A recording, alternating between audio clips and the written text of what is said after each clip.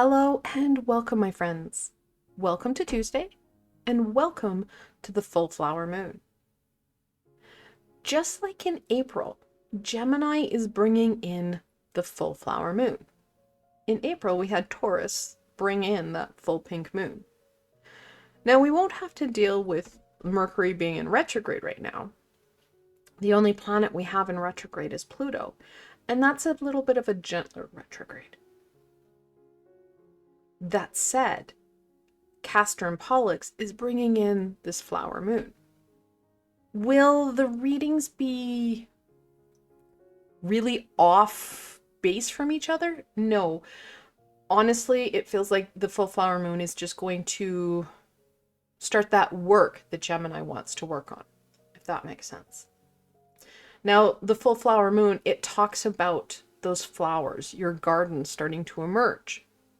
Unless you live in a place like me, Alberta does not have a lot of garden coming forward. The grass is just turning green. Actually, where I come from, the rule of thumb is you don't plant anything that isn't hardy until after the May long weekend. So we're not even getting into the gardening. But in other places, yeah, it's good. So I couldn't think of a better deck to work with the full flower moon than the Tarot of the Witch's Garden. We have that, well, there's not a lot of garden. There's a garden theme-ish, if you will, but it felt really good to work with the full flower moon. And then I am pairing it with the Sacred Earth Oracle because Gemini, we've got that earth or air energy. We need the stability. It's going to help deal with the Castor and Pollux energy. All right, let's look at what you guys can expect from the full flower moon. Now, no, guys, the full flower moon doesn't actually come into full effect until Thursday. It's just we can feel and work with that energy 2 days before and 2 days after. So this will be the energy for the rest of the week. It is a full moon, so use this energy to your advantage. What tools can you charge, empower with the full moon?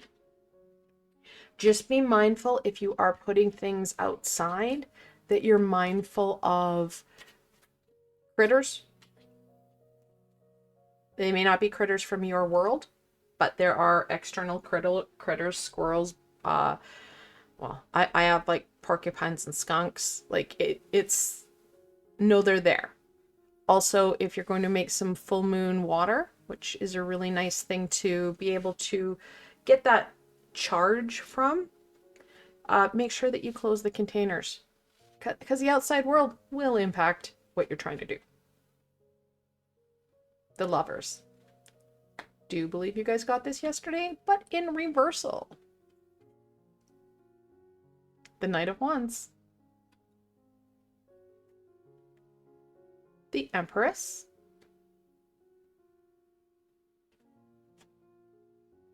The Two of Cups.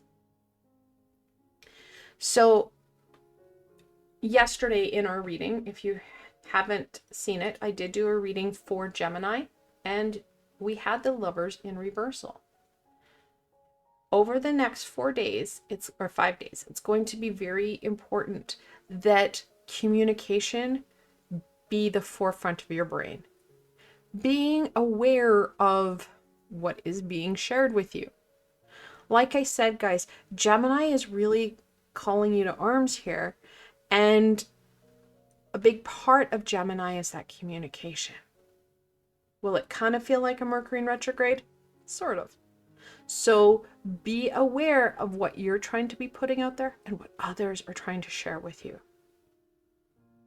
Please do not try and avoid.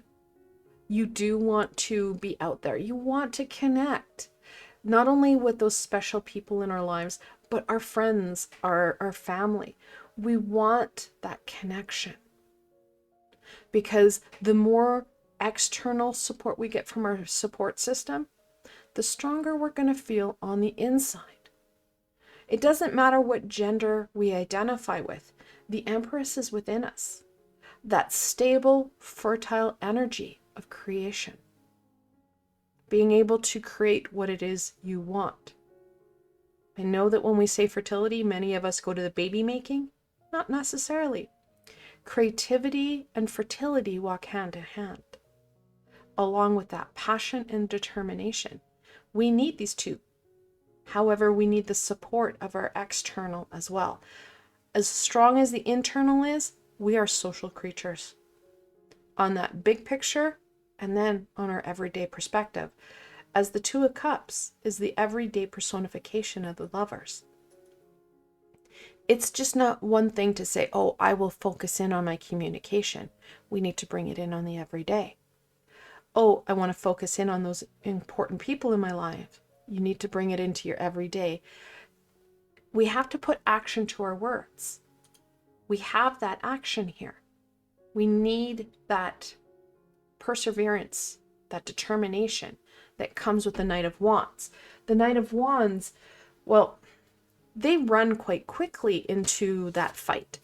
They allow the fire, their passion, to drive them. And we need that passion, that determination to drive us. Because without the passion piece, life just is mundane. It's blah. We want the fire, the drive, the excitement. Things that make life so exciting. So much more than just slowly going through the day. Because going slowly through your day, you're going to find things get really humdrum. And that's not going to help. That's upside down. Stretch. Did say yesterday that Castor and Pollux do want you to push the boundaries. Not like decimate them, but push outside that comfort zone. You don't have to do it a little bit or a lot. You just need to do it a little bit. A little will go a long way in really charging you up, because again, it goes down to that fulfillment. There are pieces in this box that work. There's also pieces in your box that keep you stagnant and stuck. Surface. It is time to get a little bit deeper. Go deeper. What does make you tick? What will fulfill you? What lights that fire? Revolution. Yeah. I said Castor and Pollux want to see shifts happen. Not changes, because changes are scary, but shifts. So it is kind of reassembling things. Is it a revolution where you're out of control and, oh my God, the change, the scary, too much? No, this is about a difference. You're making a difference in your world. And that is an important piece. It has to be, like I said, you have to stretch those boundaries. You need to make the changes that you want because no one else will do it for you. Castor and Pollux, the Gemini twins, the full flower moon, they're trying to support you with that. It's important that you do work with them, with these energies, with these opportunities, so that you can make the changes through small little shifts. Small shifts are easy to deal with. They're not scary because they're small. They're stable, they're grounded. It makes sense, so the anxiety isn't there. The Two of Wands. The decisions are yours. These are opportunities, not guarantees. No one will do this for you. You need to be the driving force behind all of this. The King of Cups. Things are not going to be easy peasy lemon squeezy. There will be emotional challenges. There will be turbulence, my friends. The more grounded and stable you are, the more you feel comfortable and calm on the inside. It doesn't matter what's happening externally. You will be able to overcome it. You'll be able to manage the situation rather than become reactive. The Wheel of Fortune. It's in reversal. This is the 10th card in the Major Arcana. It's also the year card. So this year is encompassed by the wheel. The wheel talks about natural shifts, that evolution, that transition.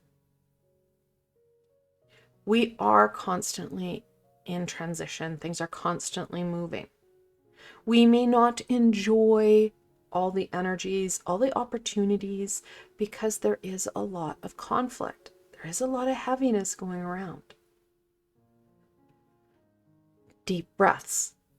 Learn from this experience. Don't try to push the wheel faster than what it's currently going. We want to work with it so that we are part of this transition. But if you try to spin the wheel too quickly, what's going to happen is the patterns we need to break will be missed. We will repeat the same situation, the same opportunities, because we're pushing past what we need to learn. Like I said, it's not always going to feel awesome. It's not always going to be the best. However, knowing that it will shift, things will change. It may be slower than you want. However, that gives you more opportunity to explore, to learn, to experience. Castor and Pollux are asking you to stretch and push. However, they're also encouraging you to learn. We had the Lovers and the High Priestess in reversal. The communication, the connection, those learning opportunities, they're invaluable. It is now up to you to take that forward and implement it into your world, into your rotation. I want to thank you guys so very much for joining me today and exploring the full flower moon. I hope that this gives you a better understanding on what you can expect for the next 5 days. Now, if you did like this session, please don't forget to give it a thumbs up and let me know what tools and aspects you're going to embrace during the full flower moon. And if you haven't done so, please don't forget to subscribe and hit that little red bell. So there's so much more coming forward. You don't want to miss any of it. And if you're looking for an added layer of support, I do have a Patreon page. I provided a link below so you can go check it out. Again, I want to thank you so very much for joining me in this exploration of the full moon. Until tomorrow, my friends.